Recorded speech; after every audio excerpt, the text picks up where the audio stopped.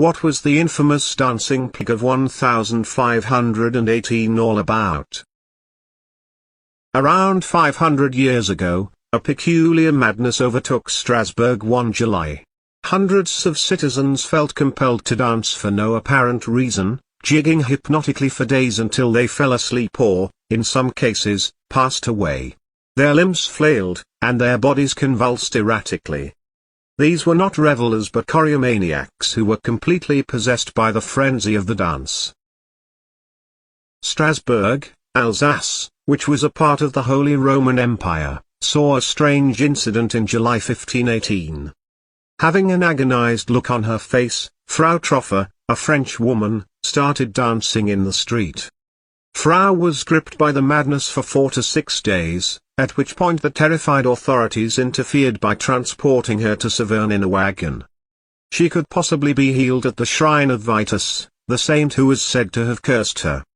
However, some of those who had observed her peculiar performance began to copy her, and within days, more than 30 choreomaniacs were in motion, some so monomaniacally that only an end to their life could intervene. 34 more people had joined Troffer by the end of the week as they continued to dance idly through the day and night on the streets. 400 dancers were said to have joined within a month, some of them passed away from dancing too much. According to some estimates, dancing all day long may cause up to 15 people to pass away from heart failure or strokes every day. The Privy Council became more and more desperate to put an end to the peculiar plague as its victims increased. It was also known as the Dancing Plague and was the most lethal and well documented of the more than 10 such contagions that had broken out all along the Rhine and Moselle rivers since 1374. Numerous stories of the strange happenings that occurred that summer may be found dispersed over numerous contemporary papers and chronicles published over the following decades and centuries. However, where did this peculiar behavior come from? There wasn't much progress in medical research back then. Doctors, therefore, proposed that the hot blood in those who were affected was what was causing the dancing epidemic. It was suggested to dance more to make things better.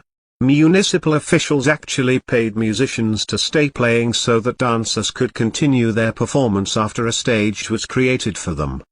All summer long, there is speculation that dancing took place with a growing demise toll. The last group of dancers were taken to a mountaintop shrine where they made their prayers. Regarding this widespread hysteria, there were some additional hypotheses as well. One of them notes that these dancers who were harmed belonged to a religious sect. Another person attributed it to having consumed ergot, a poisonous fungus that reportedly grows on rye and can cause hallucinations and uncontrollable muscle contractions. Ergot can impair blood flow to our bodies and induce spasms and illusions. It would have been difficult for people to dance as much as they did as a result. Although the exact etiology of the enigmatic 1518 dancing ailment will never be known, Waller's theory seems to be the most likely.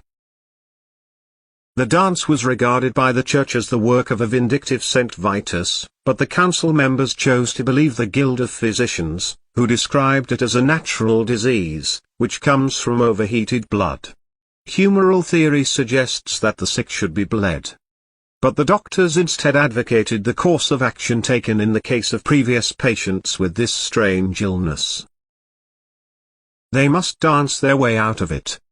Carpenters and tanners were told to turn their guild rooms into temporary dance floors and to set up platforms in the horse and grain market in plain sight of the public. To keep the cursed moving and therefore speed up their recovery, scores of musicians were paid to play drums, fiddles, pipes, and horns, and healthy dancers were brought in for extra encouragement. The authorities sought to establish ideal conditions for the dance to run its course. It backfired spectacularly. Most witnesses saw the furious gestures as a manifestation of the depth of Saint Vitus' rage, preferring a supernatural interpretation than a medical one. Many were drawn into the craze despite their sinfulness. According to the Imlin family history, the plague had seized 400 citizens within a month. According to Waller, the destitute of Strasbourg were primed for an epidemic of frantic dance. For starters, there was precedent. Between 1374 and 1518, every European dancing pandemic occurred near Strasbourg, along the western boundary of the Holy Roman Empire. Then there were the weather circumstances. A succession of terrible harvests, political instability, and the arrival of syphilis had caused tremendous suffering in 1518, even by early modern standards. Because the citizens believed it could, this agony emerged as hysterical dancing. In cultures around the world today, including in Madagascar, Brazil, and Kenya, people enter trances almost deliberately during ceremonies or simply involuntarily during periods of extreme stress. Once entranced, their entire perception of pain and exhaustion is completely marginalized.